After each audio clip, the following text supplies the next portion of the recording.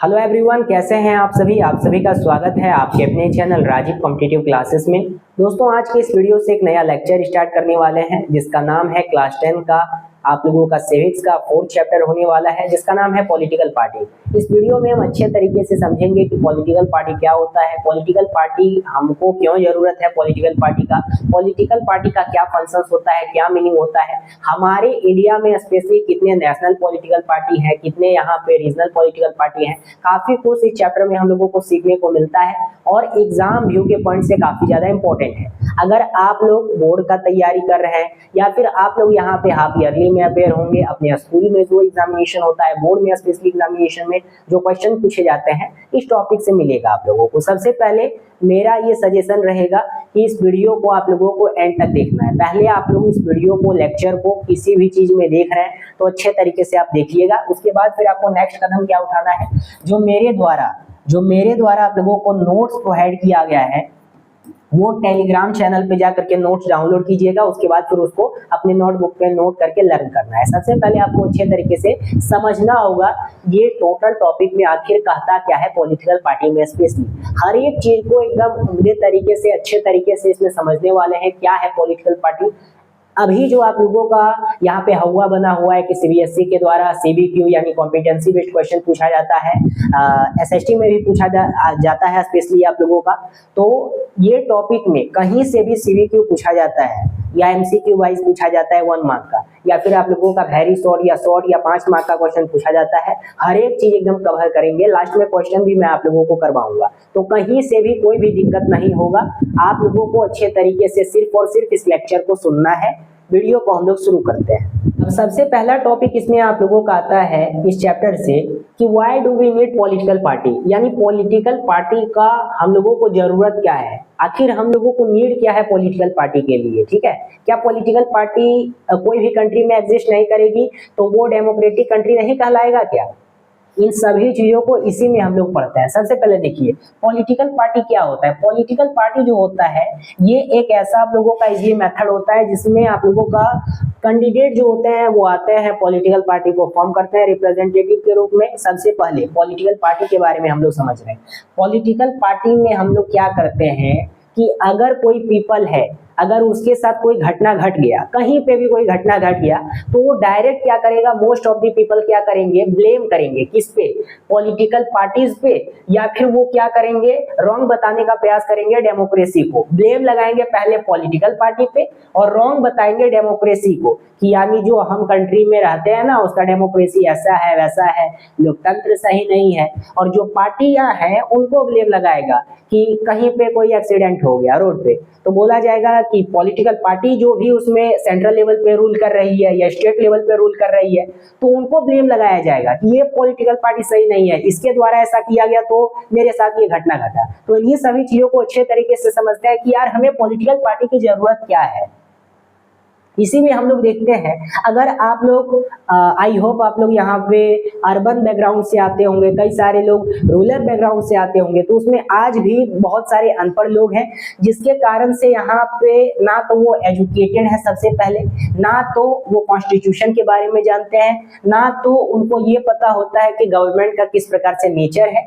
और साथ ही इन सभी चीजों को ना जानने के बावजूद उन्हें पॉलिटिकल पार्टी के बारे में पता होता है कि हाँ भाई इंडिया लेवल पे इस प्रकार से पॉलिटिकल पार्टी डोमिनेटेड होता है जिसको हम रिप्रेजेंटेटिव करते हैं एज अ वोट मीडियम। ठीक है, तो कोई भी पॉलिटिकल पार्टी के बारे में ना पता हो लेकिन बीजेपी और कांग्रेस के बारे में पता होगा, जो रूल करती है उसके बारे में पता होता है पहले, और दूसरा जो काफी ज्यादा पहलों से है उसे पता होता है।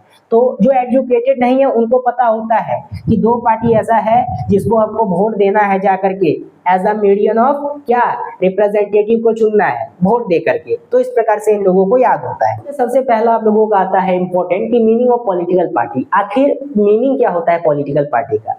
मोस्ट ऑफ द केसेस में हम लोग इसी को देखते हैं। अब इसमें हमें पता चलता है कि जो पॉलिटिकल पार्टी होता है वो ग्रुप ऑफ पीपल होता है जो कि कब आते हैं, टुगेदर करते हैं, उसके बाद लड़ाई करते हैं, इलेक्शन में अपीयर होते हैं, इलेक्शन में अपीयर होने के बाद एक साथ फाइट करते हैं और होल्ड करते हैं पावर को। जब वो जीत जाते हैं तो पावर को होल्ड करते हैं और गवर्नमेंट को फॉर्म करते हैं इन गवर्नमेंट। उसके बाद फिर क्या होता है, काफी सारा एग्रीमेंट होता है, काफी सारा एग्री होता है, सम पॉलिसी प्रोग्राम, सबसे पहले सम पॉलिसी प्रोग्राम, जिसके बीच में सोसाइटी के बीच में एक आप लोगों का यहाँ पे अपने विजन को, अपने प्रोग्राम को, अपने यहाँ पे आइडियोलॉजी को शेयर किया जाता है कि भाई हम जब जीत जाएंगे, जब जीत के आएंगे तो आपके लिए ये काम करेंगे, हमारा ये एजेंडा है, हम इसमें इलेक्शन में इसलिए अपेयर हुए हैं ताकि मेरा ये एजेंडा है, ये पॉलिसी है, ये मेरा प्रोग्राम है, अगर हमको वोट दे करके जिताते हैं तो हम ये काम करेंगे। ठीक है, तो इस प्रकार से क्या होता है कि हर एक पॉलिटिकल पार्टी ऐसा करते हैं ताकि उन्हें बेटर मिले, वोटर्स का बेटर वोट मिले। साथ ही साथ यहाँ पे देखेंगे, इसको भी आप लोग देख लीजिएगा, काफी सारा जो पॉपुलर सपोर्टर होते हैं वो यहाँ पे सपोर्ट करते हैं ये। लेकिन यहाँ पे एक टफ सिचुएशन भी देखना पड़ता है इलेक्शन में। क्या होता है वो टफ सिचुएशन? सबसे पहले पार्टी जो होता है वो रिफ्लेक्ट होते हैं किससे? Fundamental political division in society, यानी कि काफी ज्यादा यहाँ पे जो पॉलिटिकल पार्टी होते हैं वो पक्षपात करते हैं। अब पक्षपात कैसे करते हैं सोच समझिए। सबसे पहले कोई एक स्ट्रॉन्ग कम्युनिटी है जो पार्टी को क्या की है, ज्यादा वोट दे करके जिताई है, तो क्या किया जाता है, पार्टी के द्वारा क्या किया जाता है, पार्टी के द्वारा क्या किया जाता है, जब पार्टी जीत जाती है तो सबसे ज्यादा पार्टी के द्वारा पक्षपात किया जाता है। यानी कि मान लीजिए दो प्रकार से आप लोगों का कम्युनिटी है, एक कम्युनिटी आप लोगों का मेजोरिटी में है और एक कम्युनिटी माइनॉरिटी में है। अब माइनॉरिटी वाले के द्वारा किसी और पार्टी को वोट दिया गया, मेजोरिटी के द्वारा किसी और पार्टी को वोट दिया गया, जिसके कारण से जब गवर्नमेंट फॉर्म होके आती है तो गवर्नमेंट के द्वारा जो पार्टी यानी मेजोरिटी वाला अगर उसको वोट दिया है तो उसी को ज्यादा ध्यान दे देता है, माइनॉरिटी पे कम ध्यान देता है, जिसके कारण से क्या होता है, मेजोरिटी वाले पे ज्यादा ध्यान देने से वो डेवलप कर जाते हैं। लेकिन इसी को कहा जाता है पक्षपात। किसके द्वारा? गवर्नमेंट के द्वारा, कि हमको वो जीता के आया है तो हम उसके लिए करेंगे। यही तो हमको श्रीलंका में देखने पड़ता है। श्रीलंका के बारे में आप पढ़ते हैं ना, इससे पहले वाला चैप्टर में आप लोगों को पढ़ाया गया पावर शेयरिंग में कि 74% वहां पे था आप लोगों का सिंहालास वाला जो कि बुद्धिस्ट था, वहां के गवर्नमेंट के द्वारा इनको सपोर्ट कर दिया गया, इनका कल्चर को, इनका लैंग्वेज को, इनका इथनिसिटी को, हर एक चीज को प्रमोट कर दिया गया, ऑफिशियल लैंग्वेज डिक्लेयर कर दिया गया। इसी कारण से जो हिंदू तमिल थे या फिर इस्लामिस्ट तमिल थे, जो कि यहाँ पे आप लोगों का 7% क्रिश्चियन भी आते थे, 18% आप लोगों का हिंदू, और यहाँ पे आप लोगों का हिंदू तमिल और मुस्लिम तमिल आते थे, क्रिश्चियन तमिल आते थे, जो कि गवर्नमेंट के द्वारा यहाँ पे क्या हो गए, अगेंस्ट हो गए गवर्नमेंट पे, और उसके बाद फिर कॉन्फ्लिक्ट करना स्टार्ट कर दिया। तो वही सब तो हम पावर शेयरिंग में पहला चैप्टर में पढ़ते हैं। तो यहाँ पे कभी भी कोई भी गवर्नमेंट के तहत पक्षपात नहीं करना चाहिए। कई सारे ऐसे भी आप लोगों को नमूने देखने को मिलेंगे जो कि इतना ज्यादा फेवर करने लगते हैं पॉलिटिकल पार्टी को कि भगवान उनको मान लेते हैं पॉलिटिकल पार्टी को कि ये है तो हम है। तो ऐसा भी कभी नहीं करना चाहिए। ये बात अच्छे तरीके से आप लोगों को समझना होगा कि आखिर पॉलिटिकल पार्टी जरूरत है, लेकिन पॉलिटिकल पार्टी को ऐसा भगवान ना मान लो ताकि आगे चल के आपको प्रॉब्लम फेस करना पड़े, जिस प्रकार से काफी ज्यादा हमें श्रीलंका में देखने को मिलता है। आई होप आप चैप्टर 1 में पढ़े होंगे। उसके बाद फिर आगे हम पढ़ते हैं और ज्यादा यहाँ पे ढूंढने का प्रयास करते हैं कि पॉलिटिकल पार्टी का मीनिंग स्पेशली क्या होता है। पॉलिटिकल पार्टी जो होता है वो एक ग्रुप ऑफ पीपल होता है, ठीक है, ये सब तो हम लोग देखे थे, ये सब इसमें हम लोग पढ़ते हैं। पॉलिटिकल पार्टी जो होता है वो ग्रुप ऑफ पीपल होता है जो कि आते हैं, उसके बाद फिर फाइट करते हैं, ठीक है, इलेक्शन में अपेयर होते हैं, फाइट करते हैं, होल्ड करते हैं गवर्नमेंट को, ये हमने देख लिया। और ये कुछ एग्रीमेंट करते हैं, एग्री करते हैं सम पॉलिसीज के बारे में, प्रोग्राम के बारे में, ताकि जो सोसाइटी पीपल हो वो लोग इनका प्रोग्राम को, विजन को समझे, उसके बाद एज अ रिप्रेजेंटेटिव इनको वोट करके जिताए। उसके बाद फिर इनके द्वारा कई सारा एजेंडा चलाया जाता है कि हम ये करेंगे जीतने के बाद, ठीक है। और हर एक पॉलिटिकल पार्टी का यही सोच रहता है कि जहाँ पे जिस प्रकार से मेजोरिटी पीपल हो उनके फेवर में बोले, वो हमको वोट देगा, हम जीतेंगे, तब उनके लिए काम करेंगे। तो हर एक पॉलिटिकल पार्टी जाती है कि ज्यादा से ज्यादा ना हम लोगों को यहाँ पे क्या चाहिए, वोटर चाहिए, वोटर का बेस चाहिए, और वो वोटर जब हमको वोट करेगा तो हम उनके लिए कुछ बेटर कर सकते हैं। इस प्रकार से उनको सजेशन दिया जाता है एज अ पब्लिक को। उसके बाद फिर क्या होता है आप लोगों का, काफी ज्यादा यहाँ पे विनिंग पॉपुलर सपोर्टर्स होते हैं, ठीक है, और वो इलेक्शन में उन्हीं को सपोर्ट करते हैं जो उनके लिए अच्छा विजन लाता है, जो उनके लिए अच्छा एजेंडा तैयार करता है, जो उनके लिए अच्छा पॉलिसी बनाता है कि भाई हम जीत जाएंगे तो आपके लिए हॉस्पिटल बना देंगे, हम जीत जाएंगे तो आपके लिए यहाँ पे नौकरी दे देंगे, रिक्वायरमेंट करवा देंगे, हम जीत जाएंगे तो आपके लिए ये करवा देंगे, वो करवा देंगे, इस इन्फ्लुएंस के साथ। उसके बाद फिर पॉलिटिकल पार्टी में हमको ये देखने को मिलता है कि आप लोगों का थ्री आप लोगों का कंपोनेंट्स होता है। सबसे पहला क्या होता है, जो लीडर होता है, एक एक्टिव मेंबर होता है और एक आप लोगों का फॉलोवर होता है। लीडर जो होता है वो टॉप रैंक का होता है, ये आराम से एसी में बैठे होते हैं। इनका काम क्या होता है, 5 साल तक अच्छे तरीके से सरकार को हमको चलाना है, जो भी करना है। 5 साल तो इनको कोई रोका टोका नहीं होता है, क्योंकि इनके पास मेजोरिटी का सीट होता है। 5 साल जैसे ही खत्म हुआ, उसके बाद डेमोक्रेसी इनको याद आने लगा। 5 साल खत्म हुआ, उसके बाद गांव गांव मोहल्ला मोहल्ला जा करके यहाँ पे पैर जोड़ते हैं, हाथ जोड़ते हैं कि भाई हमको वोट दो, फिर से हमको 5 साल के लिए जिताओ, और एज अ पीपल्स इनको जिताते हैं। तो सबसे बड़ा जो पोजीशन आता है किसी का पॉलिटिकल पार्टी में, वो आप लोगों का लीडर होता है कि एक जगह वो बैठा रहता है मस्त पे। उसके बाद फिर उसका एक्टिव मेंबर होता है, यानी जो लीडर होता है वो कुछ काम नहीं करता। पहले जब वो स्टार्ट करता है पार्टी को तब वो काम करता है, लेकिन जब वो थोड़ा पावर में आ जाता है, अधिक पावर में आ जाता है, गवर्नमेंट फॉर्म कर लेता है, तब वो आराम से बैठा रहता है। उसमें जो उनके एक्टिव मेंबर होते हैं वो ज्यादा भागदौड़ करते हैं। उसके बाद वो एक्टिव मेंबर एज अ कार्यकर्ता मेंबर के रूप में कार्य करते हैं, लेकिन इनका पोजीशन दूसरे नंबर पे होता है, और तीसरा फॉलोवर आता है, जैसे कि आप हैं, हम हैं, हमारे जैसे आपके जैसे व्यक्ति एक पॉलिटिकल पार्टी को एज अ रिप्रेजेंटेटिव वोट दे करके चयनित करते हैं। आई बात समझ में? तो यहाँ तक आप लोगों को समझ में आ गया होगा कि पॉलिटिकल पार्टी 3 कंपोनेंट में बता हुआ है। सबसे पहला ऊपर में होगा लीडर, नीचे में होगा उसका एक्टिव मेंबर, और उससे नीचे होगा फॉलोवर, आप और हम में। अब जैसे कि पार्टी जो है वो इलेक्शन में अपेयर होती है, कंटेस्ट करते हैं इलेक्शन को, तो इसमें काफी ज्यादा आप लोगों का फाइट होता है, मेनली अमंग कैंडिडेट के द्वारा, ठीक है। मेनली जो यहाँ पे इलेक्शन में अपेयर होते हैं कैंडिडेट्स, उनको पुट किया जाता है पॉलिटिकल पार्टी के द्वारा, पुट किया जाता है पॉलिटिकल पार्टी के द्वारा एज अ जो भी उनके लीडर्स होते हैं उनके द्वारा। उसके साथ हम ये देखते हैं कि स्पेशली इंडिया में देखा जाए तो जो दो टॉप पार्टी के लीडर्स होते हैं वो चूज करते हैं कि कौन सा कैंडिडेट जो होगा वो मेरे टिकट पे कंसिस्टिंग करेगा इलेक्शन को, यानी फाइट करेगा, इलेक्शन को करेगा, इलेक्शन में अपेयर होगा। वो किसका काम होता है, चूज करने का, स्पेशली इंडिया में लीडर को जो टॉप रैंक में बैठा होता है। उसके बाद फिर दूसरा आप लोगों का सिचुएशन क्रिएट यहाँ पे होता है, पार्टी जो होता है ये पुट करता है, फॉरवर्ड करता है डिफरेंट पॉलिसीज को, प्रोग्राम को, वोटर चूज फ्रॉम देम, यानी ये इसलिए करते हैं ताकि जो वोटर है वो इस पॉलिटिकल पार्टी का इन्फ्लुएंस ज्यादा है, अगर वो इससे सहमत होता है, इनके एजेंडा से, इनके प्रोग्राम से, इनके विजन से कि हाँ भाई इसको हम वोट देंगे तो ये मेरे लिए अच्छा कार्य कर सकता है, तो एज अ रिप्रेजेंटेटिव वो इनको वोट दे करके जिताते हैं। मेनली हर एक पार्टी का यही सोच होता है कि जहां पे ज्यादा मेजोरिटी है उस हिसाब से हमको बोलना है, उस स्तर से हमको वोट को अचीव करना है और सरकार को फॉर्म करना है। इतना बात समझ में आया? उसके बाद फिर हम लोग देखते हैं कि पार्टी जो होता है वो काफी ज्यादा आप लोगों का रिक्रूट करता है एज अ ट्रेनिंग। लीडर जो होता है एज अ ट्रेनिंग और रिक्रूट करता है, और एक्टिव मेंबर को रिक्रूट करता है, लीडर करता है, और उसको क्या करता है, पहले तो उनको ट्रेनिंग देता है। मान लीजिए आप किसी पार्टी को ज्वाइनिंग किए तो तुरंत आपको मिनिस्टर तो बना नहीं देगा, उस पार्टी में रह करके कुछ ज्यादा बड़ा काम कीजिएगा, ज्यादा एक्टिव मेंबर के रूप में ज्यादा से ज्यादा काम कीजिएगा, तब आपको जो हाई रैंक का लीडर होता है उसके द्वारा आपको चुना जाता है मिनिस्टर। लीडर के द्वारा स्पेशली आपको ट्रेनिंग पहले दिया जाएगा, आपको रिक्वायरमेंट दिया जाएगा, उसके बाद फिर आप लोगों को यहाँ पे ट्रेनिंग दिया जाएगा और मिनिस्टर बनाया जाएगा, ठीक है। किस लिए मिनिस्टर बनाया जाता है? ताकि आप रन कर सके गवर्नमेंट को। सेंट्रल में बनाया जा सकता है मिनिस्टर, या स्टेट लेवल पे मिनिस्टर बनाया जा सकता है। आई बात समझ में? उसके बाद फिर हम लोग आगे बढ़ते हैं।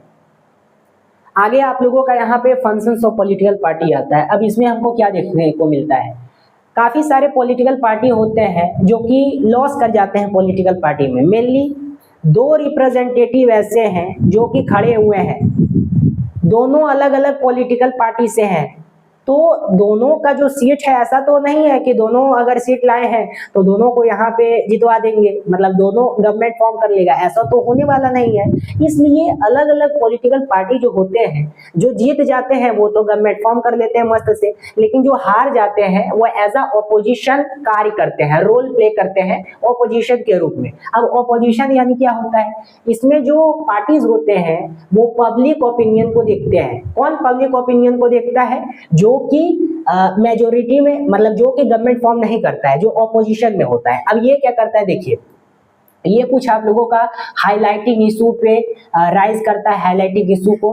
Party have lacks of member, उसके बाद फिर आप लोगों का यहाँ पे कंट्री में काफी ज्यादा आप लोगों का यहाँ पे चलाया जाता है, रोड शो किया जाता है अगेंस्ट द जो गवर्नमेंट में फॉर्म होते हैं उनके द्वारा। उसके साथ फिर आगे देखते हैं कि मेनी जो प्रेशर ग्रुप होता है उनके द्वारा क्या किया जाता है, political party among different sections of society के द्वारा उन पे प्रेशर बनाया जाता है कि ये कार्य करो।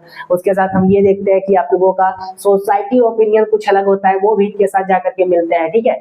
पार्टी जो होता है वो प्रोवाइड करता है पीपल्स को गवर्नमेंट पे, और उसमें आप लोगों का यहाँ पे वेलफेयर स्कीम के द्वारा यहाँ पे इम्प्लीमेंट, और उसके साथ एम्प्लॉयमेंट सिस्टम के द्वारा गवर्नमेंट को अपोज किया जाता है। किसके द्वारा ये किया जाता है? आप लोगों का पॉलिटिकल पार्टी के द्वारा जो अपोजिशन में होता है।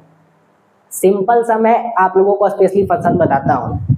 दो पॉलिटिकल पार्टी है, एक ये पॉलिटिकल पार्टी है, एक ये पॉलिटिकल पार्टी है। इसका नाम ए है, इसका नाम बी है।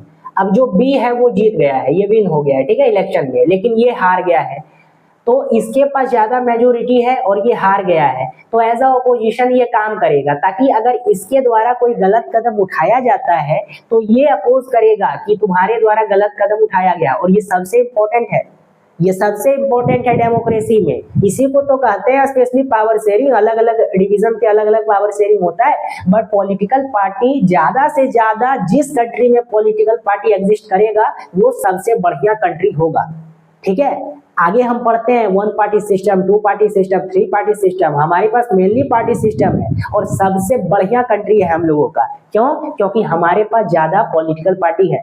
अब आपके द्वारा एक ही पॉलिटिकल पार्टी को सारा सीट जिता दिया जाएगा तो इसका मन में आएगा वो करेगा। अगर इसका कल मन आएगा कि देश बेच के चले जाए तो देश बेच के चले जाएगा।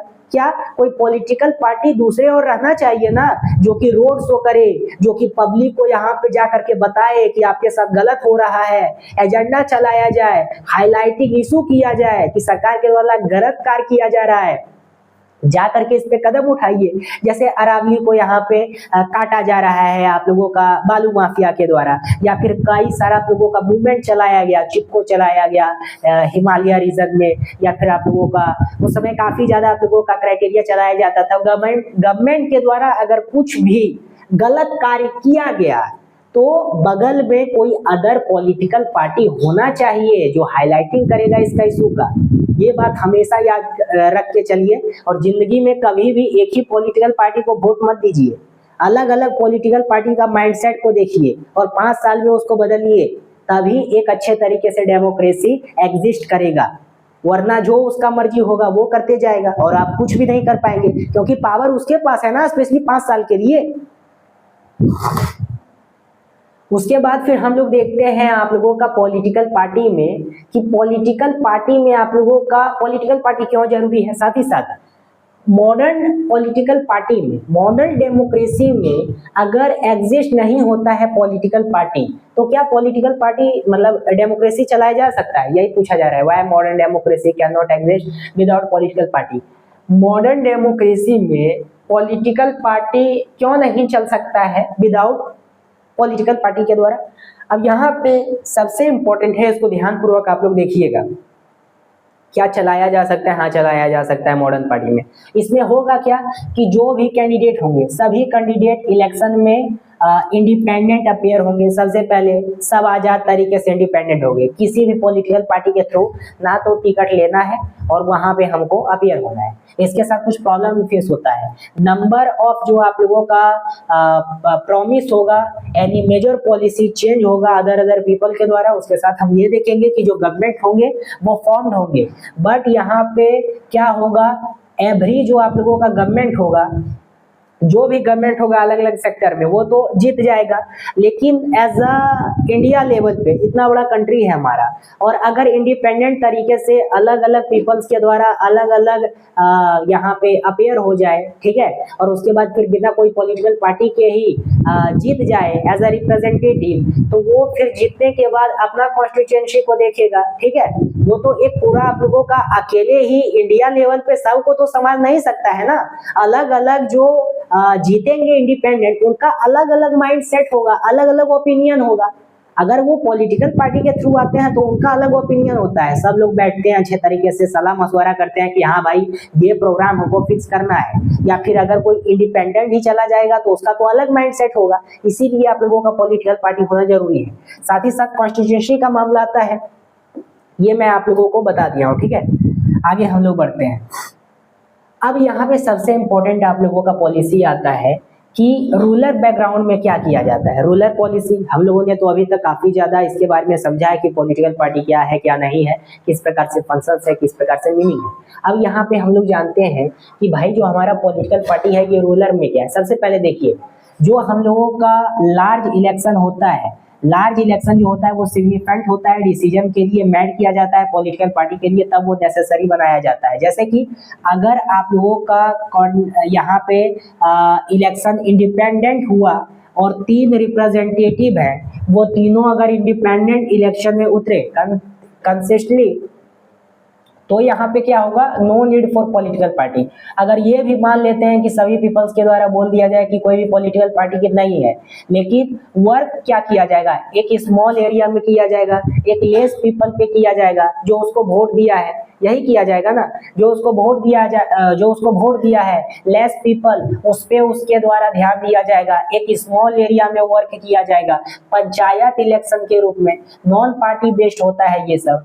तो इसीलिए पॉलिटिकल पार्टी अगर हम एज अ इंडिया लेवल पे देखें तो पॉलिटिकल पार्टी होना मॉडर्न इंडिया में, स्पेशली मॉडर्न डेमोक्रेसी में होना काफी ज्यादा इम्पोर्टेंट है, कंपलसरी है पॉलिटिकल पार्टी, क्योंकि हमको बहुत बड़ा सिस्टम को देखना होता है। हाँ, ये बात अलग है कि भाई रूरल एरिया में देखेंगे तो वहां पे नेसेसरी नहीं है, विदाउट पॉलिटिकल पार्टी के थ्रू हम इंडिपेंडेंट इलेक्शन हो सकता है, क्योंकि उनको सिर्फ वर्क करना होता है स्मॉल एरिया पे, लेस पीपल पे। और पंचायत इलेक्शन इसको कहा जाता है, जो कि नॉन पार्टी बेस्ड होता है, ये राइज करता है पॉलिटिकल पार्टी को। ये directly link to the emergency of representative democracies में होते हैं पॉलिटिकल पार्टी के थ्रू, ठीक है। ये डेमोक्रेसी, रिप्रेजेंटेटिव, फिर आप लोगों का डिसीजन। तो यहाँ तक समझ में आ गया? आया समझ में यहाँ तक? उधर मैंने बताया कि इंडिया लेवल पे पॉलिटिकल पार्टी होना जरूरी है, बिना पॉलिटिकल पार्टी के आप अच्छे तरीके से डिसीजन नहीं ले सकते हैं। अलग अलग लोगों का अलग अलग माइंडसेट होता है, अलग अलग लोगों का अलग अलग ओपिनियन होता है, इसलिए पॉलिटिकल पार्टी होना का जरूरत है, ताकि सब बैठ करके विचार कर सके उस पे, और उसके बाद सभी का माइंडसेट ले करके डिसीजन को मेक कर सके। लेकिन जब हम रूरल बैकग्राउंड में जाते हैं तो वहां पे सिचुएशन बदल जाता है, वहां पे नॉन बॉडी डेमोक्रेसी होता है, मतलब नॉन पार्टी बेस्ड इलेक्शन होता है। और वो जब अपियर होते हैं इलेक्शन में तो वो पंचायत इलेक्शन होता है, जिसमें आप लोगों का पार्टी का नीड नहीं होता है उन लोगों को, क्योंकि उनको वर्क करना होता है एक स्मॉल एरिया पे और एक लेस पीपल्स पे। आई बात समझ में? इसको भी हम एक डेमोक्रेसी मानेंगे, बस इसमें नॉन पार्टी बेस्ड होता है इलेक्शन। आई बात समझ में? आगे अब यहाँ पे नेक्स्ट टॉपिक आता है, how many political party should have. अब इसमें पॉलिटिकल पार्टी आप लोगों का इंडिया लेवल पे देखें तो any group of citizen is free to form a political party, यानी पॉलिटिकल पार्टी जो है, कोई भी ग्रुप ऑफ पीपल है तो वो इंडिया में स्पेशली पॉलिटिकल पार्टी को बना सकता है। उस पर कोई रोक टोक नहीं है कि भाई तुम नहीं बनाएगा, आपका मर्जी है, आप जा करके पॉलिटिकल पार्टी को क्रिएट कर दीजिए। लेकिन अगर स्पेशली हम देखें कि इंडिया लेवल पे कितना पॉलिटिकल पार्टी बना है, तो अभी तक 750 प्लस पॉलिटिकल पार्टी इंडिया में एग्जिस्ट करता है, ठीक है, जिसको हम लोग रजिस्टर पार्टीज कहते हैं। जो रजिस्टर नहीं है इससे ज्यादा है, लेकिन हमको कुछ गिना चुना पार्टी दिखता है। किसमें गिना चुना पार्टी दिखता है? आप लोगों का सेंट्रल लेवल पे, ठीक है, मतलब कि नेशनल लेवल पे, जैसे कि हमको बहुजन समाज पार्टी दिख जाता है, भारतीय जनता पार्टी दिख जाता है, आप लोगों का सीपीआई दिख जाता है, कांग्रेस दिख जाता है, फिर आप लोगों का आप दिख जाता है। ठीक है। तो इस प्रकार से कुछ गिने चुने पॉलिटिकल पार्टी हमको दिखते हैं। ऐसा क्यों है? क्योंकि इन सभी पार्टी को election by the Indian of election जो है, मतलब इलेक्शन जो है इंडिया लेवल पे जो पूरा इंडिया में कंडक्ट करवाती है, उसके द्वारा इसको स्पेशली नेशनल डिक्लेयर किया गया है। अब क्यों किया गया है उसका प्रोसेस पढ़ेंगे। काफी सारा स्टेट लेवल पे रीजनल आता है जो कि स्टेट में डोमिनेटेड होता है और वो सपोर्ट करते हैं सेंट्रल को। तो उन सभी चीजों को अच्छे तरीके से हम लोग पढ़ते हैं। अब देखिए, not all this party are serious consider in the elections. उसके साथ हम ये देखते हैं कि usually only a handful of party are effectively in the race to win election and form the government. अब इसमें काफी सारा अलग अलग पॉलिटिकल पार्टी है, लेकिन काफी सारा पॉलिटिकल पार्टी का इन्फ्लुएंस यानी कि जिसको हम वर्चस्व कहते हैं वो काफी ज्यादा हाई है, जिसके कारण से अधिक मात्रा में जो पीपल है वो उनको वोट देते हैं, इसीलिए वो हमेशा गवर्नमेंट को फॉर्म करते हैं। अब आई बात समझ में। इन्हीं सभी पार्टी को अच्छे तरीके से हम लोग पढ़ते हैं।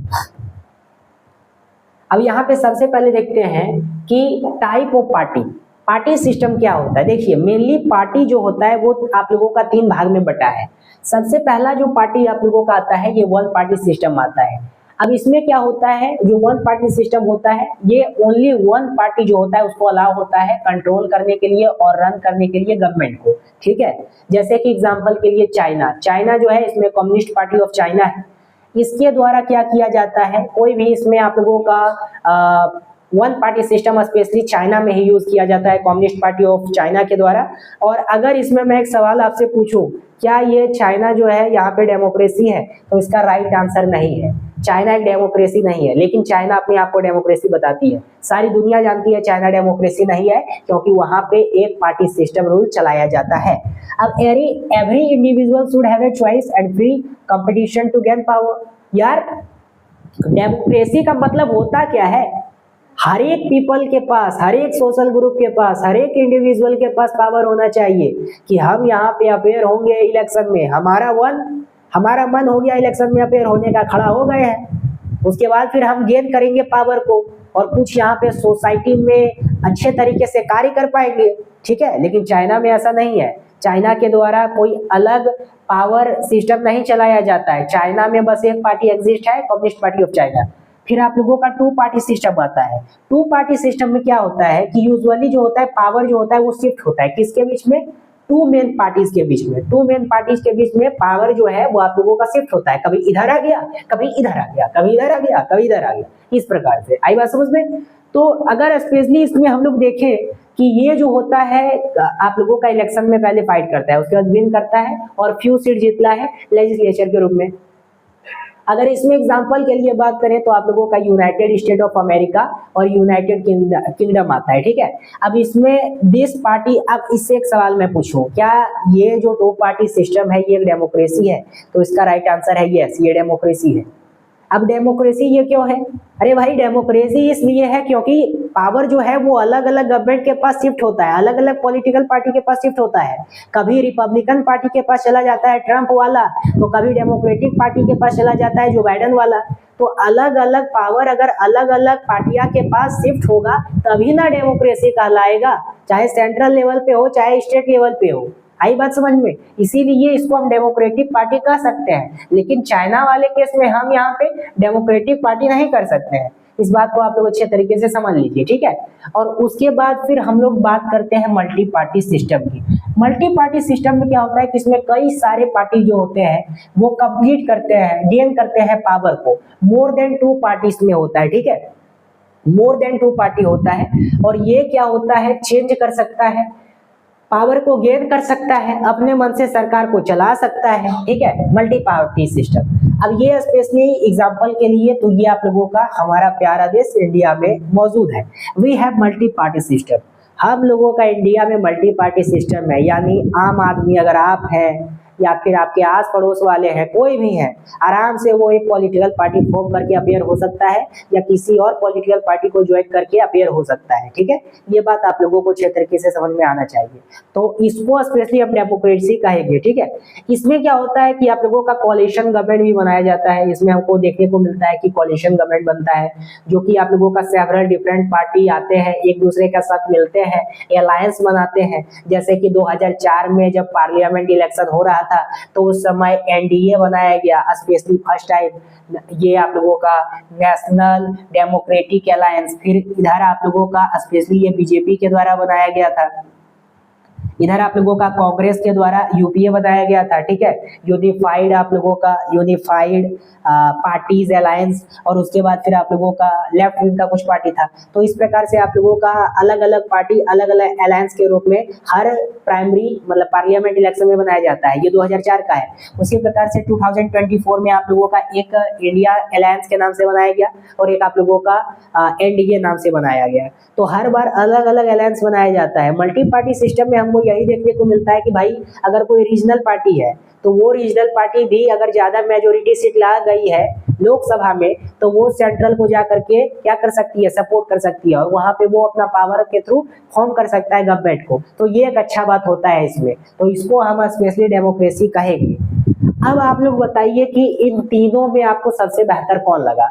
टू पार्टी सिस्टम बेहतर है और आप लोगों का यहाँ पे मल्टी पार्टी सिस्टम बेहतर है। अगर मेरे हिसाब से देखिएगा तो मल्टी पार्टी सिस्टम काफी ज्यादा बेहतर है, क्योंकि इसमें हर एक इंडिविजुअल को मिलता है कि आपके पास अगर पावर है, अगर आप एक डोमिनेट बना लेते हैं हर एक पीपल्स के बीच में, तो अपना पार्टी को नेशनल वाला पार्टी बना करके सेंट्रल में गवर्नमेंट फॉर्म कर सकते हैं। लेकिन अमेरिका में सिचुएशन बिगड़ जाता है, ये यूनाइटेड किंगडम में सिचुएशन बिगड़ जाता है। यहाँ पे बस एक रिपब्लिकन पार्टी और एक आप लोगों का यहाँ पे डेमोक्रेटिक पार्टी, बस इसी का रूल चलता रहता है। सिर्फ एक बार होगा, सिर्फ एक बार होगा। ठीक है, आई बात समझ में? उसके बाद फिर हम लोग आगे बढ़ते हैं। आगे हम लोग देखते हैं कि this is not a very good question. अब क्वेश्चन ये पूछा जाता है कि how many political party should have. अब पॉलिटिकल पार्टी ये आप लोगों का अतरंगा सवाल है, तो हम इसमें बोलेंगे कि ये जो क्वेश्चन है ये आप लोगों का अच्छा क्वेश्चन नहीं है। अब इसमें it involves over a long time depending on the. अब इसमें नेचर ऑफ सोसाइटी आता है, सोशल एंड आप लोगों का रीजनल डिविजन्स आते हैं, हिस्ट्री ऑफ पॉलिटिक्स आता है, इलेक्शन सिस्टम आता है, ये सभी आप लोगों का इन्वॉल्व होते हैं इन सभी चीजों में। अब यहाँ पे देखते हैं कि काफी सारा जो कंट्री होता है उसमें पार्टी सिस्टम होता है, वो आप लोगों का अनइक्वल आप लोगों का सर्क्यूमेंटेशन देखने को मिलता है। जैसे कि हमारा इंडिया है या फिर यूनाइटेड किंगडम है, यूएसए है या फिर चाइना है। एक country can not choose it's party system. ठीक है, स्पेशली हम इंडिया में देखें तो यहाँ मल्टी पार्टी सिस्टम चलाया जाता है। इसमें इन्वॉल्व होते हैं काफी सारे कंट्री में सोशल और ज्योग्राफिकल डाइवर्सिटी देखने को मिलता है, और वैसा ही हमारा इंडिया में देखने को मिलता है। इसीलिए मल्टी पार्टी सिस्टम बनाया गया है। हमारा जो इंडिया का कॉन्स्टिट्यूशन है ये वर्ल्ड का सबसे बड़ा डेमोक्रेसी वाला है और बहुत कॉम्प्लेक्स तरीके से इसको बनाया गया है, बहुत शानदार तरीके से, ताकि आप लोगों का जो फ्यूचर जनरेशन है वो सही तरीके से चल सके। अगर अलग अलग ढंग से कॉन्स्टिट्यूशन को तैयार कर दिया जाता तो अभी तक देश बर्बाद हो जाता। अब हम लोग पढ़ते हैं नेशनल पार्टी। इसमें आप लोग VVI लगा लीजिएगा, काफी ज्यादा इंपॉर्टेंट है, कई बार एग्जामिनेशन में यहाँ से क्वेश्चन पूछे गए हैं।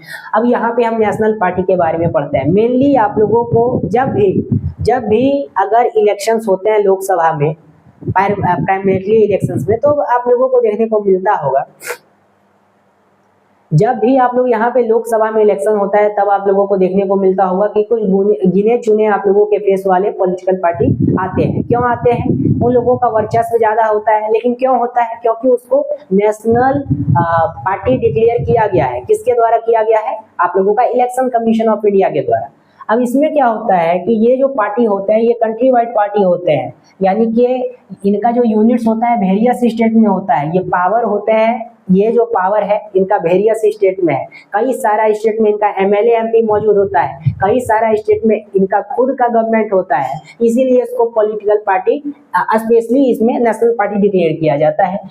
उसके बाद इसका जो लार्ज यूनिट होता है, ठीक है, फॉलोवर्स इसका लार्ज होता है, इसमें सेम पॉलिसीज होता है, प्रोग्राम होता है, स्ट्रेटजी होता है, वो डिसाइड करता है नेशनल लेवल पे कि कोई भी पॉलिटिकल पार्टी जो होगा वो नेशनल होगा या फिर रीजनल होगा। ठीक है, आई बात समझ में।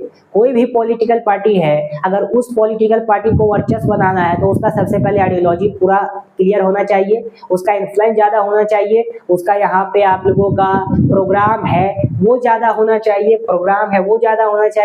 पॉलिसी है वो अच्छा होना चाहिए, और हर एक सेक्टर में एज अ इंडिया लेवल पे हर एक कम्युनिटी को लेकर के चलना चाहिए, हर एक कम्युनिटी के पक्ष में बोलना चाहिए, और ज़्यादा से ज़्यादा यहाँ पे वोट को सिक्योर करना चाहिए, उसके बाद ही वो नेशनल बनता है। ठीक है, आपके पास ज़्यादा वोट रहेगा, ज़्यादा स्टेट में गवर्नमेंट फॉर्म रहेगा, ज़्यादा एमएलए एमपी होगा, तभी तो आपको डिक्लेयर किया जाएगा एज अ नेशनल लैंग्वेज। उसी के आधार पे देखते हैं कि जो भी पार्टी होता है कंट्री में वो रजिस्टर होता है किसके द्वारा, इलेक्शन कमीशन के द्वारा उसको रजिस्टर किया जाता है, तब वो क्या होते हैं, नेशनल पॉलिटिकल पार्टी कहलाते हैं। अब इसमें हमें यह पता चलता है कि जो कमीशन होता है, जितने भी पॉलिटिकल पार्टी है वो इक्वली प्रोवाइड करते हैं, लेकिन देखिए मैं सिंपल से बताऊंगा, कमीशन जो होता है वो ट्रीट करता है हर एक पार्टी को इक्वली, बट कुछ स्पेशल प्रोवाइड कर दिया जाता है पॉलिटिकल पार्टी को, जिसमें से कुछ आप लोगों का यहाँ पे नेशनल पॉलिटिकल पार्टी आता है, जैसे स्पेशल फैसिलिटी, उसके बाद लार्ज इस्टेब्लिश्ड पॉलिटिकल पार्टी। ठीक है, अब इसमें हम लोग देखते हैं कि आप लोगों का पार्टी जो होता है ये काफी सारा रिसीव करता है प्रिविलेजेस को। ठीक है, इसी को हम रिकॉग्नाइज्ड पॉलिटिकल पार्टी भी कहते हैं, और नेशनल पॉलिटिकल पार्टी जो होता है इनको एक अधिकल सिंबल प्रोवाइड किया जाता है, ऑफिशियल कैंडिडेट इसको सिर्फ यूज करते हैं, किसी और के द्वारा यूज नहीं किया जाएगा।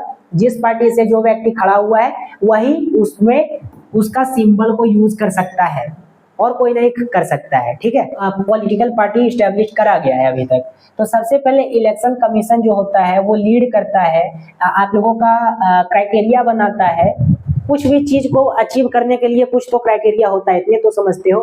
तो इसीलिए इलेक्शन कमीशन ऑफ इंडिया के तहत आप लोगों का एक क्राइटेरिया बनाया जाता है डिफरेंट पॉलिटिकल पार्टी के बीच में, यानी कोई भी पॉलिटिकल पार्टी अपने आप को नेशनल डिक्लेयर कर सकता है, लेकिन उसके पास वो एलिजिबिलिटी क्राइटेरिया होना चाहिए। आपके पास कोई एलिजिबिलिटी क्राइटेरिया है तभी ना आप लोगों को एक बढ़िया पोजीशन दे सकते हैं। जैसे आप 10वीं पास करेंगे, 12वीं करेंगे, ग्रेजुएशन करेंगे, फिर जो आपका गोल रहेगा उसको अचीव करेंगे, तो आपने उससे पहले क्राइटेरिया पास किया ना, 10वीं का डिग्री है, हाँ भाई है, 12वीं का है, हाँ भाई है। उसी प्रकार से पॉलिटिकल पार्टी में भी है, इसके पास भी कुछ क्राइटेरिया होता है, कुछ डिग्री होता है। अब ये आप लोगों का सेट करता है कौन, इलेक्शन कमीशन। अब इसमें क्या होता है, on the basis of population, voters के बीच में वोट्स कितना है, सीट कितना है, और उसके बाद फिर आप लोगों का जो इलेक्शन कमीशन है उस पार्टी को ऑर्डर देता है और नेशनल पार्टी बना देता है। इसी के लिए पहला इसमें आ जाता है कि कोई भी पार्टी है अगर उसको नेशनल पार्टी अपने आप को डिक्लेयर करवाना है by the election commission of India, तो उसको सबसे पहले करना होगा सिक्योर का करना होगा। 6% सीट जो है, वोट जो है वो कम से कम लोकसभा में या फिर असेंबली इलेक्शन में 4 स्टेट्स में क्या करना होगा, 6% सीट जो है वो रिजर्व करना होगा, यानी 6% जो है वो वोट्स करना होगा। उसके साथ कम से कम उनको जीतना होगा एटलीस्ट 4 सीट्स लोकसभा में। आई बात समझ में। इलेक्शन कमीशन के द्वारा 2 क्राइटेरिया बनाया गया है, तब आप लोग अचीव कर सकते हैं एज अ नेशनल पार्टी। सबसे पहले आपको सिक्योर करना होगा 6% वोट्स, कहाँ पे, लोकसभा में और असेंबली इलेक्शन में, और कम से कम कोई 4 स्टेट में आपको 4 सीट अचीव करना होगा, मतलब लोकसभा में करना होगा, तो तब आप यहाँ पे नेशनल पार्टी बन सकते हैं। According to this classification on the election commission of India has recognized 6 national party in 2023। 2023 में क्या किया गया है, 6 पार्टी को नेशनल पार्टी का दर्जा दिया गया है। सबसे पहला आम आदमी पार्टी हो जाता है, फिर बहुजन समाज पार्टी, फिर भारतीय जनता पार्टी, फिर communist party of India, Marxist, फिर इंडियन नेशनल कांग्रेस और नेशनल पीपुल्स पार्टी। आम आदमी पार्टी के बारे में पढ़ेंगे अच्छे तरीके से, बहुजन के बारे में पढ़ेंगे, भारतीय के बारे में पढ़ेंगे, कम्युनिस्ट के बारे में, इंडियन के बारे में, नेशनल के बारे में। हर एक पार्टी को अच्छे तरीके से आपको समझना होगा कि कब फॉर्म हुआ, किसके द्वारा हुआ, क्या आइडियोलॉजी है, क्या प्रोग्राम चलाता है, ठीक है, किसको ज्यादा सपोर्ट करता है, किस बेस पे इनको ज्यादा वोट मिलता है, कब फॉर्म किया गया, किसके द्वारा फॉर्म किया गया, पहले क्या नाम था, अब क्या नाम था। हर एक चीज पढ़ना होगा भाई, हर एक चीज से क्वेश्चन पूछा जाता है। तो यहाँ पे सबसे पहले हम आम आदमी के बारे में पढ़ते हैं। आम आदमी पार्टी ये जो है एक नेशनल पार्टी है।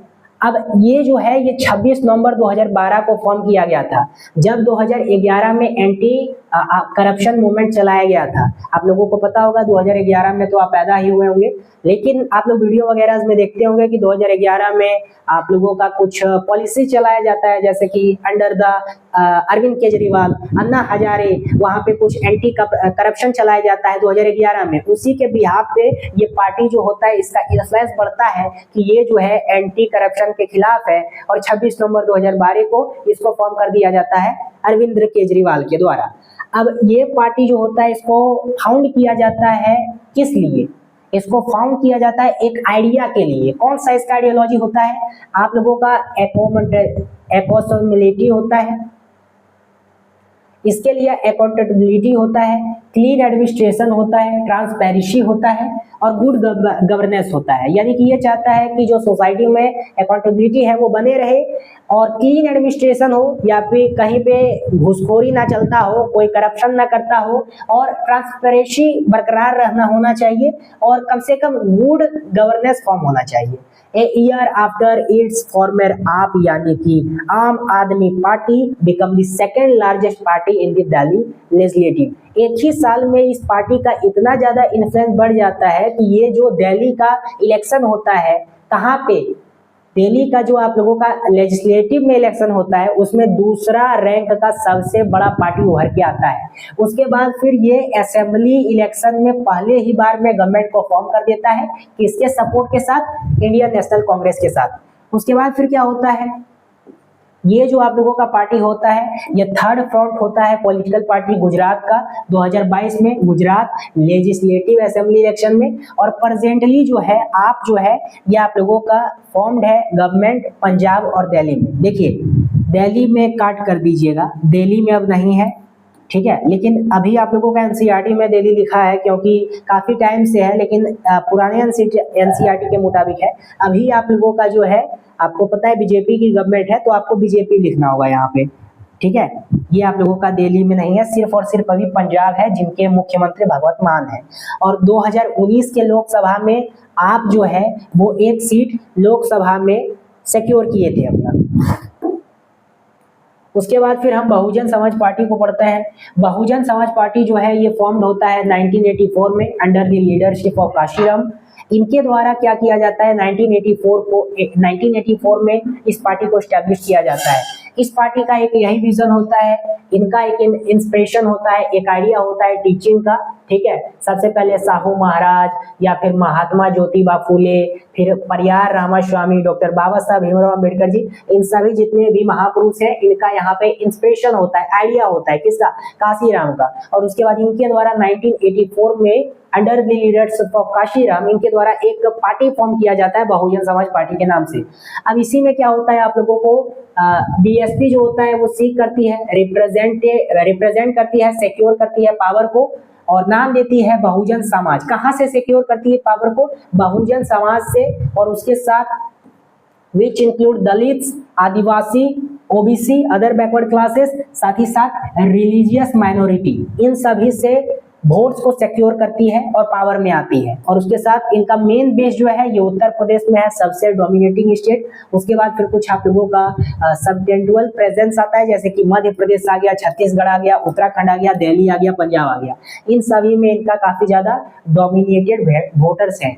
2019 के लोकसभा इलेक्शंस में इनके द्वारा 3.63% वोट हासिल किया गया था, और इन्होंने सिक्योर किया था यहाँ पे 10 सीट 2019 के लोकसभा इलेक्शंस में।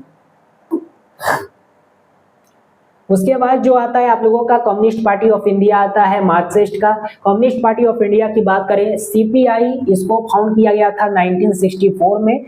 ये बिलीव करता है मार्क्सिज्म लेनिनिज्म के आइडियोलॉजी पे, साथ ही साथ ये सपोर्ट करता है सोशलिज्म को, सेकुलरिज्म को, डेमोक्रेसी को, अपोज करता है इंपीरियलिज्म को और कम्युनिकेशन को।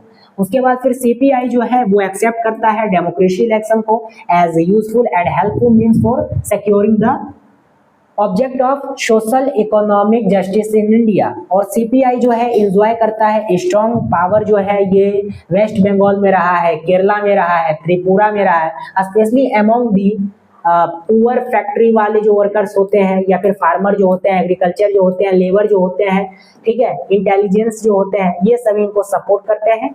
और अगर सीपीआई की बात करें तो ये बिना ब्रेक के वेस्ट बंगाल में लगभग 34 ईयर तक रूल किए थे, यानी 34 साल तक वेस्ट बंगाल का सिर्फ एक सीएम था, एक ही पार्टी से, जिसका नाम था आप लोगों का क्या, सीपीआई। अभी आप लोगों का ममता दीदी का आ गया है, लेकिन 34 साल तक इसी का डोमिनेट स्टेट रहा था। आई बात समझ में, कम्युनिस्ट पार्टी ऑफ इंडिया। अब आप लोगों का आईएनसी आता है, आईएनसी यानी इंडियन नेशनल कांग्रेस। इसको फॉर्म किया गया था आप लोगों का 1885 में। ये वर्ल्ड का ओल्डेस्ट पार्टी है, जिसको फाउंड किया गया था एओ ह्यूम के द्वारा काफी पहले, लेकिन बाद में इसको एडॉप्ट कर लिया गया था जवाहरलाल नेहरू के द्वारा, और उसके बाद फिर इंडिया लेवल का पार्टी इसको बना दिया गया। अब इसमें क्या करा जाता है सो समझिए। आईएनसी में एक आप लोगों का डोमिनेंट रोल प्ले करता है इंडिया पॉलिटिक्स में, नेशनल और स्टेट लेवल में सर्वाइवल कर रही है अभी तक, बिफोर एंड आफ्टर इंडिया। यानी जब आप लोगों का बिफोर था तब काफी ज्यादा आप लोगों का यहाँ पे हर एक स्टेट में, हर एक सेंट्रल लेवल पे या स्टेट लेवल पे इसी का डोमिनेटेड था, लेकिन जब आफ्टर इंडिपेंडेंस हुआ तब भी रहा है, अभी भी है। और ruling party at the centre till 1977 से लेकर के 1980 और 1989 तक इसका रूल रहा। लगभग 70 साल भारत पे राज किया है ये पार्टी। उसके साथ 1989 जो है, इसमें इसका जो सपोर्ट है वो डिक्लाइन होता है, बट अभी तक ये कंटिन्यूसली प्रेजेंट है थ्रू आउट द गवर्नमेंट, मतलब थ्रू आउट द कंट्री। साथ ही साथ अगर बात करें कि ये जो पार्टी है ये किसको ज्यादा स्पोजेस देती है, किसके साथ, किसको सपोर्ट करती है, तो सेकुलरिज्म को सपोर्ट करती है और वीकर सेक्शन और माइनॉरिटी को सपोर्ट करती है, जब से इसका डिक्लाइन हुआ है तब से। और उसके बाद ये party lead the United progression alliance, यानी ये यूपीए का फॉर्म का आप लोगों का अलायंस चलाती है, जब से आप लोगों का इसका डोमिनेट थोड़ा कम हुआ है तब से। और इस बार स्पेशली 2024 में इंडिया नाम से चलाया गया, इंडिया अलायंस के नाम से, लेकिन उससे पहले आप लोगों का यूपीए ही चलाया जाता था, यूनाइटेड प्रोग्रेसिव अलायंस। और गवर्नमेंट जो है ये 2004 और 2019 में आप लोगों का इसी नाम से चलाया गया। 4 में आप लोगों का फॉर्म हो गया था, लेकिन 19 में आप लोगों का सरकार जो है वो गिर गया। और इन द 2019 लोकसभा इलेक्शन ये जो पार्टी है ये 19.5% वोट हासिल करती है बाय द सीट ऑफ 52, ठीक है। 2014 में जब इलेक्शन हुआ था तब इसका 43 सीट आया था, 19 में जब हुआ तब 54 हुआ, और जब 2024 में इलेक्शन हुआ तब 99 हुआ, ठीक है। आगे हम लोग पढ़ते हैं नेशनल पीपुल्स पार्टी को। नेशनल पीपुल्स पार्टी क्या होता है, इसका नाम दिया जाता है एनपीपी। ये फाउंड किया जाता है जुलाई 2013 में अंडर द लीडरशिप ऑफ पीए संगमा। अब ये जो आप लोगों का एनपीपी है ये फर्स्ट पॉलिटिकल पार्टी है जो कि नॉर्थ ईस्ट इंडिया से बिलोंग करता है, नॉर्थ ईस्ट इंडिया, और अटेंड करता है नेशनल पार्टी स्टेटस को। साथ ही साथ अगर इसका बिलीव्स की बात करें तो ये डाइवर्सिटी ऑफ इंडिया में बिलीव करता है, रिकॉग्नाइज करता है डिफरेंट रिलीजियस को, और डिफरेंट इनका यहाँ पे डेवलपमेंटल चैलेंजेस आता है। साथ ही साथ एनपीपी जो है, नेशनल पीपल्स पार्टी जो है, ये फिलॉसफी जो है इसका एजुकेशन है। सबसे पहले एजुकेशन इसका आइडियोलॉजी है कि उसको बेहतर करना है, साथ ही साथ इसका एम्प्लॉयमेंट जो है उसको बेहतर करना है, उसके बाद एम्पावरमेंट जो है उसको बेहतर करना है, और ऑल सेक्शन ऑफ सोसाइटी जो है उसको यहाँ पे फिलॉसफी इसका है कि सही करना है सब कुछ। और ये फॉर्म करती है गवर्नमेंट को, मतलब कहाँ पे ये गवर्नमेंट अपना फॉर्म करती है, तो सबसे पहले मेघालय में है, और साथ ही साथ presence in many north east state में आती है।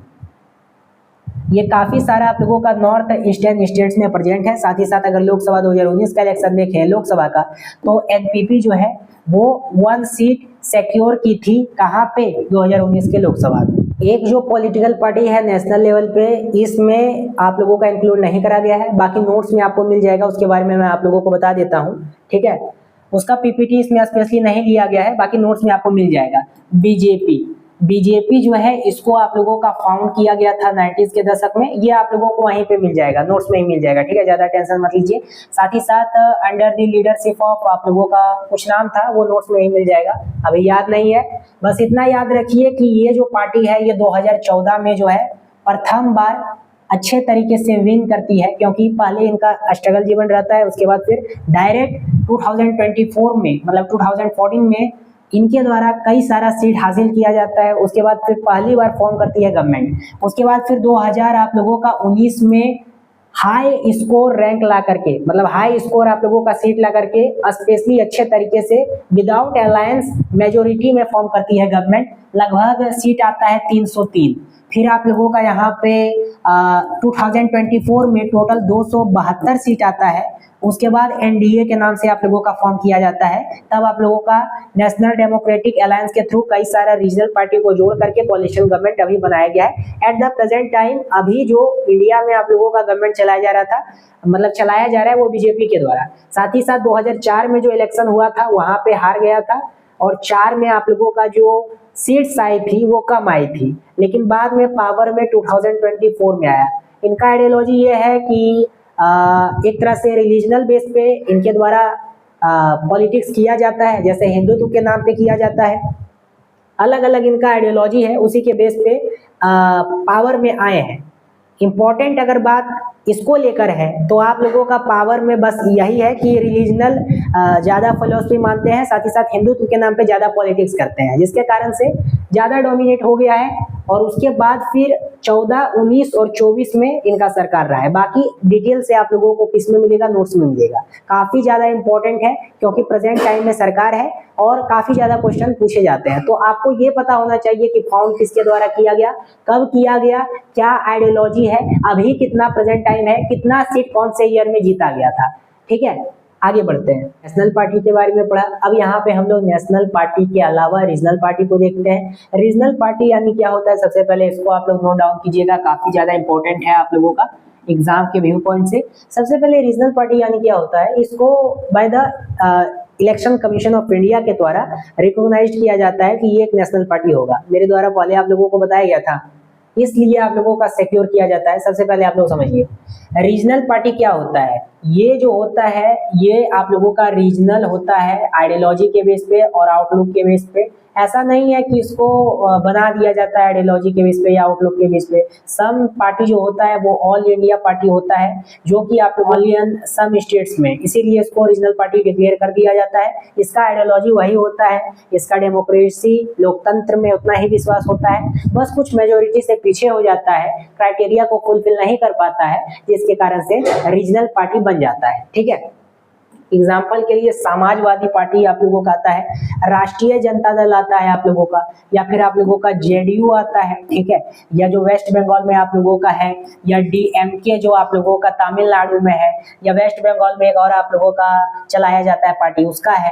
तो ये सब जो पार्टी होता है ना, ये they have national level political organization with unit in several states, यानी कि ये जो पार्टियां होते हैं वो नेशनल लेवल के पॉलिटिकल पार्टी है, ठीक है, लेकिन इनका जो ऑर्गेनाइजेशन बेस है, ये यूनिट जो है या फिर जो इनको क्राइटेरिया चाहिए वो फुलफिल नहीं कर पाते हैं, जिसके कारण से इसको इलेक्शन कमीशन ऑफ इंडिया के द्वारा रिकॉग्नाइज नहीं किया जाता है कि भाई आप जो है वो एलिजिबल नहीं है, किसके लिए, नेशनल लेवल पे पॉलिटिकल पार्टी बनने के लिए, आप रीजनल पार्टी रहिए। जैसे कि अब यहाँ पे बात निकल के आती है कि अगर ये रीजनल रहते हैं लेकिन इलेक्शन कमीशन जो है वो लीड करती है, इसको कुछ स्पेशल प्रोटेक्शन देती है। क्या देती है, सबसे पहले secure at least 6% of the total votes in election on the legislative assembly of states, win at least 2 seats.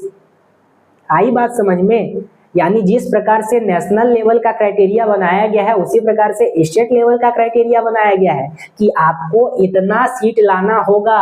अगर आप अपना स्टेट में रीजनल पार्टी बनाना चाहते हैं, लार्जेस्ट पार्टी बनाना चाहते हैं, तब कम से कम लेजिस्लेटिव असेंबली में आपको 6% वोट इस्टेब्लिश करना होगा, यानी 6% वोट अचीव करना होगा। तब हम आपको एज अ मीडियम चुनेंगे कि आप लायक हैं किसके लिए, रीजनल पार्टी के लिए, as a medium of state. उसके बाद फिर कम से कम 2 सीट, कम से कम 2 सीट जीतना होना चाहिए असेंबली स्टेट्स में। अब if any national party fail to secure its own majority in Lok Sabha, then it form an alliance with state party। यानी कि यहाँ पे पूछा जाता है कि अगर कोई नेशनल पार्टी है, कोई भी नेशनल पार्टी है, तो वो जो है अगर मेजोरिटी नहीं ला पाती है लोकसभा में और सेंट्रल लेवल पे अगर उसको गवर्नमेंट फॉर्म करना है, तो वो अलायंस कर सकती है किसके साथ, स्टेट पार्टी के साथ जो स्टेट में मौजूद है, क्योंकि वो भी, उसके पास भी कुछ सीट होगा। ठीक है, जैसे अभी वर्तमान में 2024 में देखिएगा, अभी आप लोगों का जो आंध्र प्रदेश का सीएम है, ठीक है, या फिर जो बिहार के सीएम है नीतीश कुमार, उनका जो पार्टी है या उनका जो पार्टी है, दोनों 22 या फिर 10 सीट लाए हैं, तो दोनों मिला करके एनडीए को यहाँ पे मजबूत करके रखे हैं, तो वहाँ पे दिल्ली में उनका गवर्नमेंट चल रहा है। इसी कारण से आप लोगों का अलायंस होता है।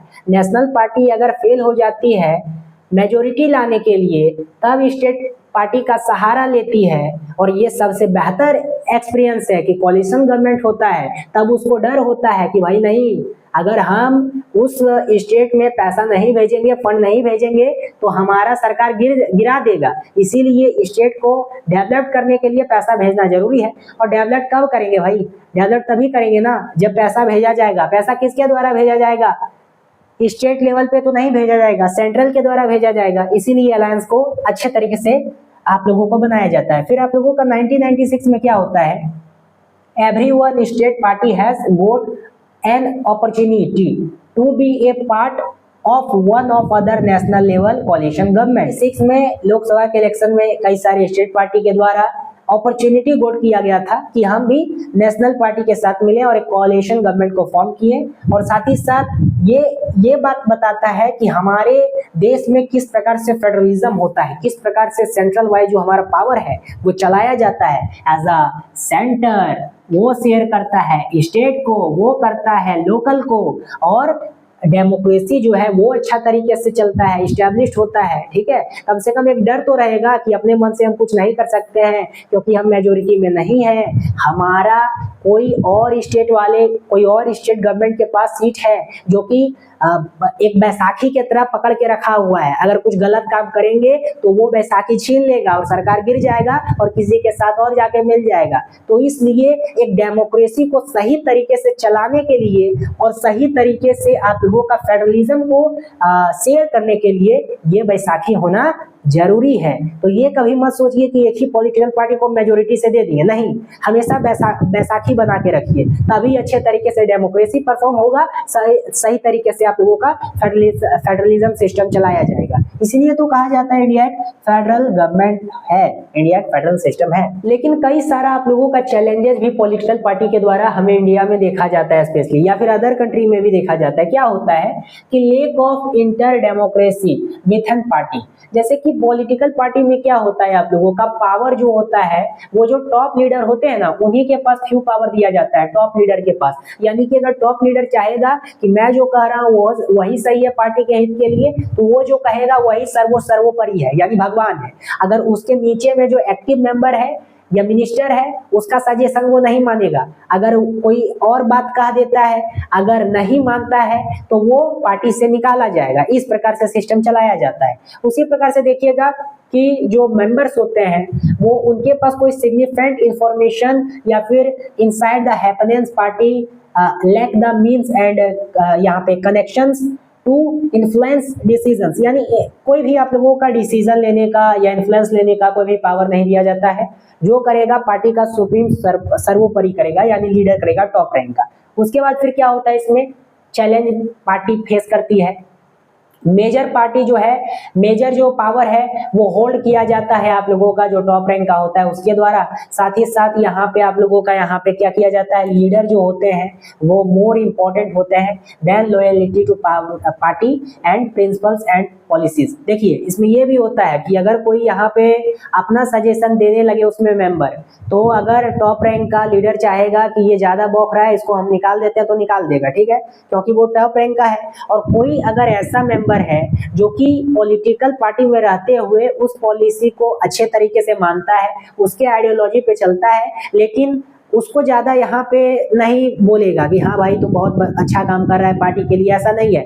जो ज्यादा करके टॉप रैंक वाला जो टॉप रैंक वाला लीडर है उसका जो ज्यादा चापलूसी करेगा जा करके, आप बहुत अच्छे हैं, आप ये कर रहे हैं वो कर रहे हैं, तो उसको ज्यादा यहाँ पे देगा, इंपॉर्टेंस देगा। लेकिन जो एक्टिव मेंबर है, जो उसके लिए भाग दौड़ कर रहा है उसके पार्टी के लिए, जो उसके पार्टी के नाम से इन्फ्लुएंस है, जो लॉयल्टी दिखाता है, प्रिंसिपल और पॉलिसीज को फोकस करता है, उस पर वो ध्यान नहीं देगा। तो ये काफी सारा चैलेंजेस पॉलिटिकल पार्टी फेस करती है। दूसरा चैलेंज क्या है, ये तो आप लोगों का lack of inter democracy within parties है, लेकिन कुछ आप लोगों का डायनेस्टिक सक्सेशन इन पार्टीज है, यानी डायनेस्टी सिस्टम चलाया जाता है पार्टी में, सो समझिए। इसीलिए आप लोग देखिएगा कई अदर जो पार्टीज हैं उनके द्वारा अलग पार्टी पे ब्लेम लगाया जाता है कि ये तो भाई परिवारवाद करता है, इसको क्यों वोट दोगे, हमको वोट दो यार, हम करेंगे, ठीक है। क्योंकि मेरा यहाँ पे बात निकल के आता है डेमोक्रेसी में कि डायनेस्टिक सक्सेशन पार्टी चलाया जाता है पॉलिटिकल पार्टी में। इसमें क्या होता है, पार्टी लीडर जो होता है वो कोई अपना एडवांटेजेंस के लिए पोजीशंस के लिए अनफेयर के लिए कोई अपना क्लोज पीपल को, कोई रिश्तेदार को या फैमिली मेंबर को पार्टी का लीडर चुन लेता है, जिसको कोई अकल नहीं होता है, जिसको राजनीति का ABCD भी नहीं आता है, जिसको कुछ भी नहीं आता है कि भाई क्या राजनीति होता है, किस प्रकार से गवर्नमेंट चलाया जाता है, क्या प्रिंसिपल फोकस को फॉलो किया जाता है, क्या डेमोक्रेसी होता है, क्या डेमोक्रेसी का सार होता है, क्या किस प्रकार से आप लोगों का लॉयल्टी होता है, किस प्रकार से पूरा गवर्नमेंट बॉडी को फॉर्म किया जाता है, अच्छे तरीके से कैसे चलाया जाएगा। डायरेक्ट फैमिली मेंबर को उठाया, पकड़ करके आप लोगों का डिप्टी CM बना दिया या CM बना दिया। इस प्रकार से आप लोगों का डायनेस्टी सिस्टम चलाया जाता है, जिस प्रकार के पहले जमाने में चलाया जाता था, ठीक है, फैमिली मेंबर को या फिर बेटा बेटी को। फिर टॉप पोजीशन जो होता है वो कंट्रोल होता है मेंबर्स ऑफ वन फैमिली के द्वारा, which is unfair to other member, जो कि अनफेयर होता है अदर मेंबर्स के लिए। अब एक मान लीजिए कोई मेंबर है, वो अपना घर द्वार सब छोड़ छाड़ के पूरा पार्टी में लग जाए, खूब मेहनत करे पार्टी के लिए, भैया हम आपका यहाँ पे जो भी पॉलिसीज है उसको मानते हैं, आपका जो यहाँ पे लॉयल्टी है उसको मानते हैं, प्रिंसिपल जो है उसको मानते हैं, पॉलिसी जो है उसको मानते हैं, रोज भाग दौड़ कर रहे हैं आपके पार्टी के लिए, खूब ज्यादा ऊंचा करने के लिए, और आपका जो यहाँ पे नेपोटिज्म आता है उसको बैठा देंगे ला करके, हमको छोड़ दीजिएगा, हम उसके लायक नहीं थे, फैमिली मेंबर को लाके बैठा देता है। इसमें अनफेयर देखा जाता है जो एक्टिव मेंबर होते हैं उनके साथ, ठीक है। This is bad for democracy, ये काफी ज्यादा डेमोक्रेसी के लिए, लोकतंत्र के लिए काफी ज्यादा हानिकारक है। Since people with less experience of popular support occupy position of power, जो यहाँ पे पीपल को बैठाया जाता है गद्दी पे, उसके पास जीरो एक्सपीरियंस होता है पहले, दूसरी बात पे उसका पॉपुलर सपोर्ट भी जीरो होता है और ऑक्यूपाई पोजीशन भी जीरो होता है, बस एक नाम का कि भैया आप यहाँ पे टॉप लीडर के बेटा बेटी हैं या कोई फैमिली मेंबर है तो आपको टॉप पोजीशन पे बैठा देते हैं। This tendency exist world life even in under democracy, यानी ये वर्ल्ड लेवल पे भी देखा जाता है, इंडिया लेवल पे भी देखा जाता है। उसके बाद फिर हम party don't offer a meaningful choice to the voters. अब इसमें क्या होता है, पार्टीज में आप लोगों को देखने को मिलेगा कि काफी ज्यादा ईयर में आपको देखने को मिलता है कि आइडियोलॉजी जो होता है वो डिफरेंस होता है पार्टी के बीच में, most part of the world होता है, जैसे कि लेबर्स के बीच में, कंजर्वेटिव्स के बीच में, ब्रिटेन के बीच में, ये सब हुआ था ना, पढ़े थे आप लोग हिस्ट्री में, ये सब आप लोग पढ़ते हैं। तो अलग अलग पार्टी का अलग अलग माइंडसेट होता है, ठीक है। ये भी पार्टी को आप लोगों को देखने को मिलता है कि कई सारा जो पॉलिटिकल पार्टी को देखिएगा वो क्रिमिनल को ला करके पेश कर देगा, क्रिमिनल को ला करके यहाँ पे आप लोगों का दे देगा, जिसके पास ज्यादा पैसा होगा उसको अपना टिकट दे देगा, उसको बोलेगा कि खड़ा हो जाओ, क्रिमिनल को। इसी को लेकर सुप्रीम कोर्ट के द्वारा कुछ आप लोगों का डिसीजन भी बनाया गया है जो कि जानना जरूरी है। अब यहाँ पे सबसे पहले देखिए अब यहाँ पे हम लोग बात करते हैं इसी में कि recent effort to reform political party, यानी कि पॉलिटिकल पार्टी में क्या सुधारा जा सकता है, पॉलिटिकल पार्टी में क्या सुधारा जा सकता है। हर एक जगह करप्शन है, हर एक जगह करप्शन है, ऐसा बात नहीं है कि इंडिया में ही है, पूरा वर्ल्ड में करप्शन है, लेकिन कम मात्रा में है। इंडिया में बहुत ज़्यादा मात्रा में है, कोई देखने वाला नहीं है। एडमिनिस्ट्रेटिव लेवल पे या फिर लेजिस्लेचर लेवल पे, जुडिशरी लेवल पे सब एक साथ मिल करके खाते हैं, कमाते हैं, इस प्रकार से सबका चलता है। अब इसी कारण से एंटी आप लोगों का एक लॉ पास किया गया था, कॉन्स्टिट्यूशन के हिसाब से अमेंडमेंट किया गया था ताकि प्रिवेंट किया जाए, इलेक्टेड किया जाए एमएलए एमपी को, चेंजिंग पार्टी को। देखिए पहले के ज़माने में क्या होता था, मैंने पहले भी क्लास में आपको बताया कि जो अदर पॉलिटिकल पार्टी है, मान लीजिए कि आप एक मेंबर हैं जो कि किसी पार्टी से टिकट लिए हैं, उसके बाद उस पार्टी से टिकट लेने के बाद आप जीत भी गए हैं, लेकिन कोई दूसरा पार्टी से आपको ऑफर आ जाता है कि भाई इतना पैसा देंगे, आ जाओ मेरे साथ। और उसके बाद फिर कई सारे जो एमएलए एमपी होते थे लेजिस्लेचर रूप पे या पार्लियामेंट रूप पे, वो क्या करते थे, पैसा के लालच से भाग जाते थे, जिसके कारण से मेजोरिटी घट गया, उसके बाद उसका गवर्नमेंट फॉर्म हो गया, जो हकदार था उसका गवर्नमेंट फॉर्म नहीं हो पाया। ठीक है, तो उसका आइडियोलॉजी क्या रहेगा, 5 साल में सिर्फ पैसा कमाना है धांधली करके। तो उसी कारण से सुप्रीम कोर्ट के द्वारा एक डिसीजन लिया जाता है एंटी लॉ के तहत। इसमें कहा जाता है कि कोई भी एमएलए एमपी जो है अगर वो पार्टी को चेंज कर देता है, ही या शी, तो वो अपना लॉस कर देगा सीट इन दी लेजिस्लेटर। यानी कि कोई अगर एमएलए या एमपी है वो अपना सीट को छोड़ करके किसी और पार्टी को ज्वाइन कर लेता है, तो जिस पार्टी के थ्रू उसने टिकट लिया है और उसके तहत वो जीता है, तो उस पद को वो छोड़ करके ही जाएगा, वो लॉस हो जाएगा उसका। ये आप लोगों का यहाँ पे पॉलिटिकल पार्टी के द्वारा डिसीजन लिया गया, लेकिन इसका इम्पैक्ट भी पड़ा। इम्पैक्ट क्या पड़ा सो समझिए। सुप्रीम कोर्ट पास्ट, लेकिन इसमें कई सारे एमएलए एमपी जो है वो जेन्युइनली चाहते हैं कि भाई सोसाइटी में चेंज कुछ हो, तब पार्टी जो है वो कुछ इशू को कर पाएगी। ठीक है, वो इस पार्टी से सेटिस्फाई नहीं है, तो उस कारण से आप लोगों का कुछ डिफिकल्टी फेस चैलेंज आता है मेनली। तो इस पर अभी कुछ काम नहीं किया गया है, बस ये किया गया है कि कोई अगर पार्टी बदलता है तो वो अपना सीट को लॉस कर देगा। लेकिन कई सारा ऐसा भी एमएलए एमपी है भाई जो कि सच में चाहता है, जेन्युइनली चाहता है कि हम जो है सोसाइटी में कुछ रिफॉर्म लाए। ठीक है, लेकिन आप जाइएगा तो आपका जो सीट है वो लॉस हो जाएगा। अगर आपको रिफॉर्म लाना ही है तो पार्टी से हट के कीजिए ना, पार्टी के अगेंस्ट हो जाइए, आपके पास सीट तो बचा रहेगा। आप बोलिए जो आपको बोलना है बोलिए, लेकिन पार्टी छोड़ के नहीं जा सकते हैं। बाकी the supreme court passed an order to reduce the influence of money and criminal. Supreme court के द्वारा मनी और क्रिमिनल वाले व्यक्तियों पे जोर दिया गया। पहले क्या होता था, पॉलिटिकल पार्टी के द्वारा कोई क्रिमिनल को पकड़ के ला दिया गया, बोला गया कि तुम खड़ा हो, अपना डरा धमका करके क्या करो, जीत जाओ और उसके बाद फिर हमको सपोर्ट कर दो। या फिर जो रिच मैन होता था उसको यहाँ पे टिकट देना शुरू किया। बहुत ज्यादा पैसा लिया जाता है आप लोगों का एमएलए एमपी के इलेक्शन में।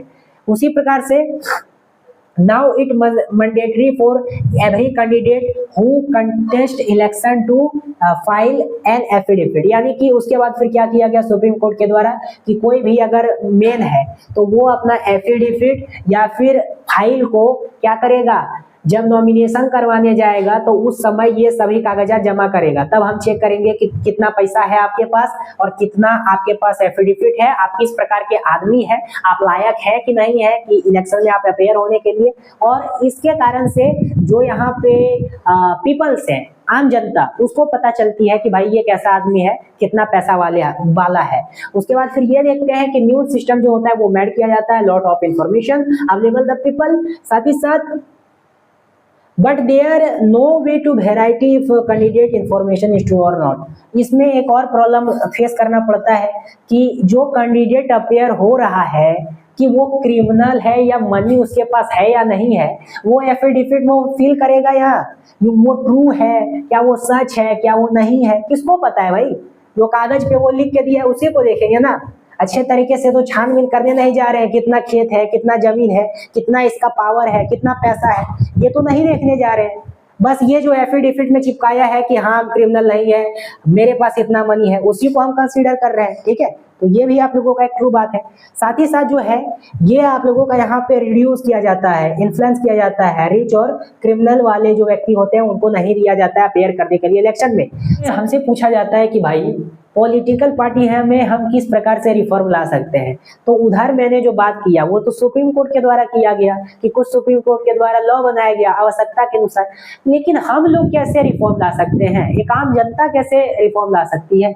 सबसे पहले देखिए यहाँ पे आप लोगों का बात निकल के आता है कि there are two other way to reform political party. दो कारण की मदद से तो पॉलिटिकल पार्टी को हम लोग रिफॉर्म ला सकते हैं। सबसे पहले people can put pressure on political party. People जो है वो प्रेशर बनाएगा पॉलिटिकल पार्टी के बीच में। ये आके भाषण कुछ भी दे रहा है, अगर आप पढ़े लिखे हैं तो बीच में उठ करके कहिएगा कि ये गलत है, ये गलत है, ये गलत है, पहले आपने कुछ और किया था, अभी कुछ और बोल रहे हैं, हमेशा आप घुमा रहे हैं।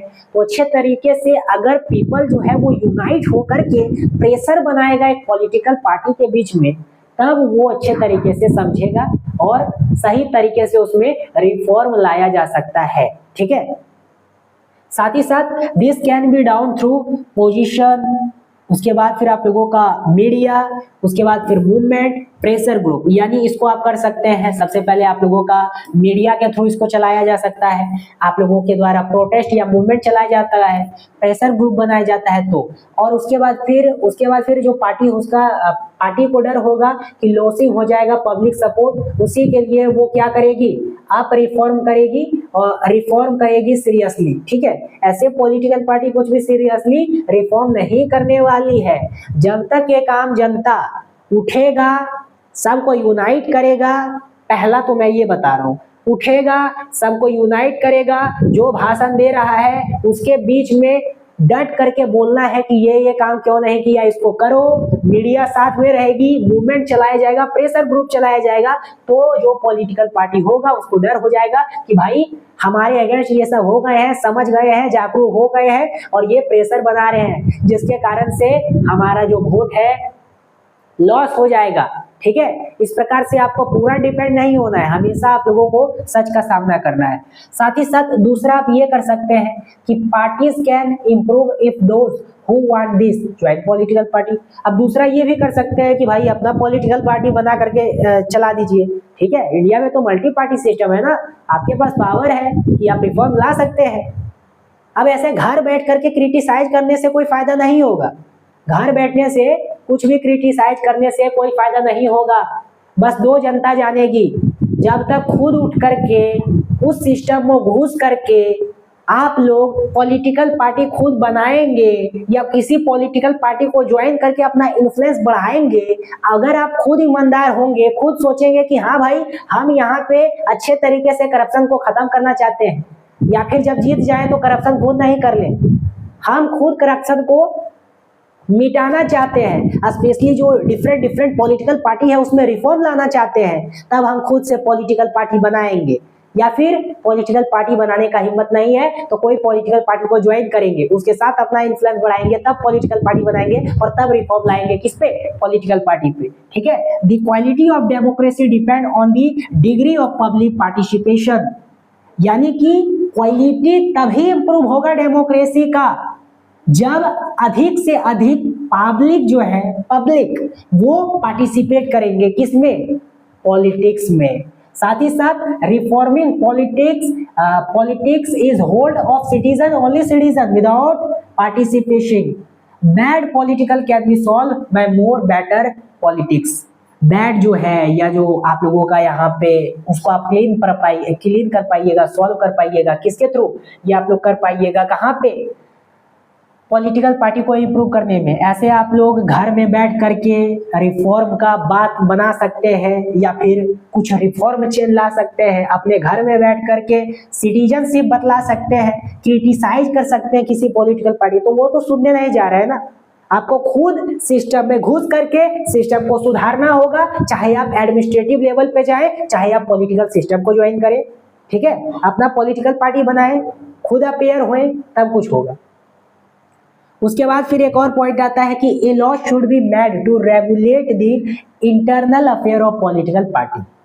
तो मेनली आप लोगों का इसमें कुछ आप लोगों का लॉ है जो कि सजेस्ट किया जाता है इंटर अफेयर के लिए, पॉलिटिकल पार्टी के लिए, कि पॉलिटिकल पार्टी अगर खुद से ये सब कार्य करती है तो भैया पॉलिटिकल पार्टी का जो दशा है वो सुधरेगा। सबसे पहले ये मेंटेन किया जा सकता है, रजिस्टर किया जा सकता है इन सभी मेंबर को जो उसमें जुटे होते हैं, साथ ही साथ फॉलो किया जा सकता है उनके ऑन कॉन्स्टिट्यूशन को, क्या उसका आइडियोलॉजी है, क्या एजेंडा है, क्या बताना है, क्या बताना नहीं है।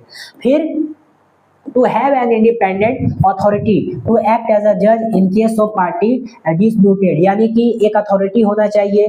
अगर किसी के साथ यहाँ पे झगड़ा हो गया है पार्टीज में तो एक जज फॉर्म होना चाहिए, जज के द्वारा वोट देना चाहिए, जज के द्वारा मामला को सुलझाना चाहिए कि क्या पॉलिटिकल पार्टी में दिक्कत है, उस पॉलिटिकल पार्टी में क्या हो रहा है। तो एक तरह से इसमें भी रिफॉर्म लाया जा सकता है। साथ ही साथ to hold open election the highest post, यानी कि हाईएस्ट पोस्ट पे आप लोगों का इलेक्शन कराया जा सकता है, जिस प्रकार से आप लोगों का अध्यक्ष बनाया जाता है उन सभी केसेस में। साथ ही साथ दूसरा आप लोगों का ये है कि political party should be regulated to give at least 1/3 of their ticket to women and have a quota for them it decision making bodies, यानी कि पॉलिटिकल पार्टी के द्वारा ये कदम उठाना चाहिए, सराहनीय काम होगा कि कम से कम 1/3 जो आप लोगों का सीट है वो रिजर्व करना चाहिए टिकट्स में, क्योंकि टिकट जो है सब पुरुष को ही मिल जाता है। ठीक है, सब पुरुष को ही मिल जाता है। कम से कम महिलाओं के लिए टिकट 1/3 सीट बनाना चाहिए और उसके बाद फिर उनको रिजर्व कोटा देना चाहिए, जिसके मदद से डिसीजन मेकिंग में बॉडीज में काफी ज्यादा रिफॉर्म लाया जा सकता है पॉलिटिकल पार्टी में। तो ये दोनों अपने स्तर से कर सकते हैं और अगर कोई पॉलिटिकल पार्टी सुधारना चाहे तो ये अपने स्तर से कर सकता है। ठीक है, लेकिन अभी तक इंडिया में ये सजेशन ही दिया गया है, बस ये पेपर वर्क हुआ है, किसी पॉलिटिकल पार्टी के द्वारा एडॉप्ट इसे नहीं किया गया है। आई बात समझ में? यहाँ पे आपका टोटल चैप्टर होता है खत्म। अब यहाँ पे हम लोग कुछ क्वेश्चन लगा लेते हैं जो कि कई बार एग्जामिनेशन में पूछा जाता है। सबसे पहले, what is the meaning of political party? Political party का मीनिंग क्या होता है? Describe the role of political party in the Indian democracy. ये CBSE 2025 का क्वेश्चन है। पहले आप पॉलिटिकल पार्टी के में बताइएगा क्या ऑर्गेनाइजेशन है, क्या करती है, क्या बॉडी है, क्या नहीं है। ठीक है, जो मैंने बताया वही आप लोगों को बताना है। ठीक है, पॉलिटिकल पार्टी का क्या रोल प्ले करती है, जितना स्टेट वाला पॉलिटिकल पार्टी है रीजनल के बारे में लिख दीजिएगा या फिर नेशनल के बारे में लिख दीजिएगा, जितना पता है सब लिख दीजिए टाइम मैनेजमेंट के अनुसार, तब अच्छा तरीके से नंबर मिलेगा। ठीक है, जितना आपको कॉन्सेप्ट आता है उसी प्रकार से पूछ देगा different between national and state party. National party और स्टेट पार्टी क्या होता है? नेशनल पार्टी के बारे में लिखा, स्टेट पार्टी के बारे में लिखा। 2 मार्क्स का है तो इस प्रकार से लिखा। 5 मार्क्स का पूछ दिया है तो 6 का 6 नेशनल पार्टी का जिक्र कर देंगे और कुछ रीजनल पार्टी के बारे में जिक्र कर लेंगे जो पढ़े हैं उसके बारे में। उसके बाद फिर आप लोगों का पूछा जाता है what is the major challenge, political party क्या क्या चैलेंज फेस करती है। तो 3 चैलेंज आप लोगों का फेस करती है, बताया था ना, 3 चैलेंज फेस करती है, तीनों लिख के आ जाना है। ये आप लोगों का देखिए CBSE में कई बार पूछा गया ये क्वेश्चन आप लोगों का CBSE में कई बार पूछा गया, तो ध्यान से देखिएगा। उसके बाद फिर describe the role political party in India. India में कौन सा रोल पॉलिटिकल पार्टी होता है, आप लोगों का क्या क्या इसका सेंटेंसेस होता है, सब कुछ लेकर के आ जाइएगा, बेहतरीन नंबर आप लोगों को मिलेगा। तो आज इस लेक्चर में हम लोग हर एक चीज कंप्लीट कर लिए पॉलिटिकल पार्टी से रिलेटेड। ये काफी ज्यादा इंपॉर्टेंट था आपके एग्जाम व्यू के पॉइंट से। अगर आप लोग, मैं डंके की चोट से कह सकता हूँ, मैं आपको आश्वासन दे सकता हूँ कि अगर आप लोग हाफ ईयरली में अपेयर होंगे या आप अपने एग्जामिनेशन में जो first term, second term, third term चलाया जाता है या फिर स्पेशली बोर्ड के लिए अपेयर होंगे, बस इस लेक्चर को आपने एंड तक देखा और अगर आपने इसका नोट्स को अच्छे तरीके से देखा, लर्न किया, आराम तरीके से बेहतरीन नंबर आप लोगों का आएगा। इस बात को आप लोग समझ लीजिए। 25 का टोटल आप लोगों का होता है सिविक्स, सेक्शन आप लोगों का C होता है शायद, तो इस प्रकार से सेक्शन ABC कहीं पे भी सेक्शन में आ जाएगा। बस आप लोगों को अच्छे तरीके से क्वेश्चन को सॉल्व करना है और यहाँ पे जो बताया इसी में आप लोगों का MCQ छुपा है। अगर बेहतरीन तरीके से पढ़ते हैं तो MCQ भी आप लोगों का बनेगा। फिर मिलेंगे कोई अगली वीडियो के साथ। थैंक्स।